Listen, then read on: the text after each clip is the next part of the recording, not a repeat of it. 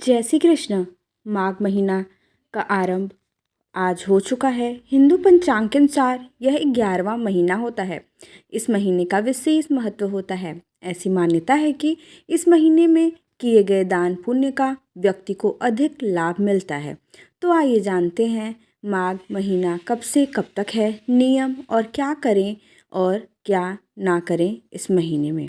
हिंदू पंचांग के अनुसार हिंदू कैलेंडर का 11वां महीना माघ शुरू हो गया है। माघ का महीना माघ यानी कृष्ण के एक स्वरूप माधव से इसका संबंध है। ऐसी मान्यता है कि माघ मास में किए गए कार्यों का फल व्यक्ति को कई जन्मों तक मिलता है। माघ महीने में गंगा स्नान, जरूरतों को दान देने का भी विशेष महत्व है। तो आइए जानते हैं माघ मास कब से कब है और इस दौरान क्या काम करने चाहिए और क्या नहीं। माघ का महीना 26 जनवरी से शुरू हो रहा है और 24 फरवरी को इसका समापन होगा। माघ मास में प्रयागराज में संगम तट पर गंगा स्नान करने का अधिक महत्व है। इस महीने में आप जो भी काम करेंगे उनसे कभी न खत्म होने वाला पुण्य मिलता है।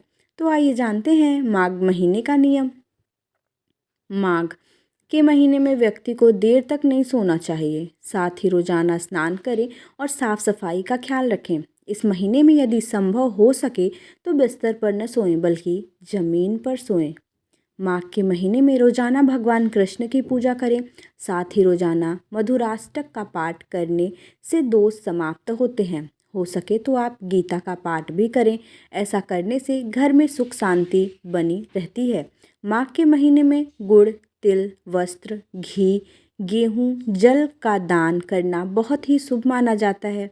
ऐसा कहा जाता है कि इन चीज़ों का दान सोना दान करने के समान होता है। इसके अलावा माघ के महीने में व्यक्ति को ब्रह्मचर्य के नियमों का पालन करना चाहिए। इस महीने में तुलसी और भगवान शालिग्राम का पूजन करना उत्तम माना जाता है। तो आइए अब जानते हैं माघ में हमें कौन से काम नहीं करने चाहिए। माघ के महीने में भूलकर भी मूली का सेवन नहीं करना चाहिए। साथ ही तामसिक भोजन का सेवन नहीं करना चाहिए। साथ ही माघ के महीने में किसी से झूठ न बोले और किसी का अपमान न करें। माघ के महीने में भूलकर भी मदिरा का सेवन नहीं करना चाहिए। आइए जानते हैं माघ महीने में गंगा स्नान का महत्व। पद्म पुराण में माघ मास के महत्व को बताते हुए कहा गया है कि श्री हरि विष्णु को पूजा से उतनी प्रसन्नता प्राप्त नहीं होती जितनी इस माह में गंगा स्नान से वह खुश होते हैं। पौराणिक कथा के अनुसार माघ मास में गौतम ऋषि ने इंद्रदेव को श्राप दिया था। इंद्र ने प्रायश्चित करने के लिए इसी माह में गंगा स्नान करके इसके बाद इंद्रदेव को श्राप से मुक्ति मिली थी।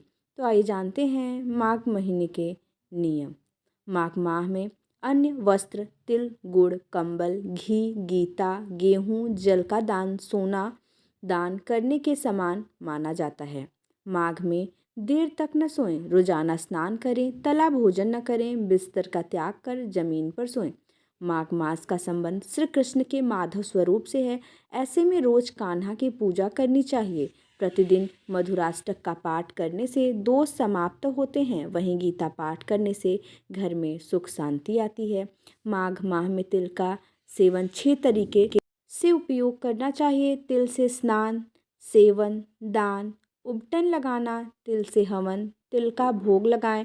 पुराणों के अनुसार ऐसा करने पर आरोग्य, ऐश्वर्य, धन प्राप्त होता है। आइए जानते हैं माघ मास की कुछ खास बातें। कल्पवास। माघ मास में कल्पवास करने का सबसे बड़ा पुण्य है। कल्पवास अर्थात कुछ काल के लिए या संपूर्ण माघ माह तक के लिए नदी के तट पर ही कुटिया बनाकर रहना और साधुओं के साथ व्रत, तप, उपवास, सत्संग आदि करना ही कल्पवास है। कल्पवास पौष माह के 11वें दिन से माघ माह के 12वें दिन तक रहता है। कुछ लोग माघ पूर्णिमा तक कल्पवास करते हैं। कल्पवास से शरीर के सभी रोग और मन के सभी शोक समाप्त हो जाते हैं। ब्रह्मा, विष्णु, महादेव, रुद्र, आदित्य तथा मधुगण माघ मास में प्रयागराज के लिए यमुना के संगम पर गमन करते हैं। सत्संग। माघ मास में मंदिरों, आश्रमों, नदी के तट पर सत्संग, प्रवचन के साथ माघ महात्म्य तथा पुराण कथाओं का आयोजन होता है। आचार्य विद्वानों द्वारा धर्माचरण की शिक्षा देने वाले प्रसंगों को श्रोताओं के समक्ष रखा जाता है। कथा प्रसंगों के माध्यम से तन मन की स्वस्थता बनाए रखने के लिए अनेक प्रसंग सुना जाता है। सत्संग से धर्म का ज्ञान प्राप्त होता है। धर्म के ज्ञान से जीवन की बाधाओं से मुकाबला करने का समाधान मिलता है। स्वाध्याय के दो अर्थ हैं, पहला स्वयं का अध्ययन करना और दूसरा धर्म ग्रंथों का अध्ययन करना। स्वाध्याय का अर्थ है स्वयं का अध्ययन करना, अच्छे विचारों का अध्ययन करना और इस अध्ययन का अभ्यास करना। आप स्वयं के ज्ञान, कर्म और व्यवहार की समीक्षा करते हुए पढ़ें वह सब कुछ जिससे आपके जीवन में सकारात्मक ऊर्जा का संचार होता हो, साथ ही आपको इससे खुशी भी मिलती हो, तो बेहतर किताबों को अपना मित्र बनाएं।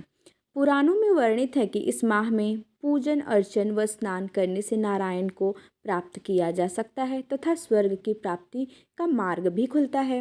माघ मेला सदियों से माघ माह की विशेषता को लेकर भारतवर्ष में नर्मदा, गंगा, यमुना, सरस्वती, कावेरी सहित कई पवित्र नदियों के तट पर माघ मेला भी लगता है। महाभारत में एक दृष्टांत में उल्लेख है कि माघ माह के दिनों में अनेक तीर्थों का समागम होता है। वहीं पद्म पुराण में बताया गया है कि अन्य मास में जप, तप और दान से भगवान विष्णु उतने प्रसन्न नहीं होते जितने कि माघ मास में नदी तथा तीर्थ स्थानों पर स्नान करने से होते हैं। मान्यता यह भी है कि माघ मास की पूर्णिमा को नदी स्नान और दान देने से सूर्य और चंद्रमा युक्त दोषों से मुक्ति मिलती है। माघ मास में कुछ महत्वपूर्ण व्रत होते हैं, यथा तिला एकादशी, तिल चतुर्थी, रथ सप्तमी, भीमाष्टमी, मौनी अमावस्या, जया एकादशी, संकष्टी चतुर्दशी आदि इनका पालन करना चाहिए। इस माह में स्नान, दान, उपवास और भगवान माधव की पूजा अत्यंत फलदायी होती है। माघ मास की द्वादशी तिथि को दिन रात उपवास करके भगवान माधव की पूजा करने से उपासक को राजसूय यज्ञ का फल प्राप्त होता है। तो ये थी माघ मास से जुड़ी संपूर्ण जानकारी। जय श्री कृष्ण।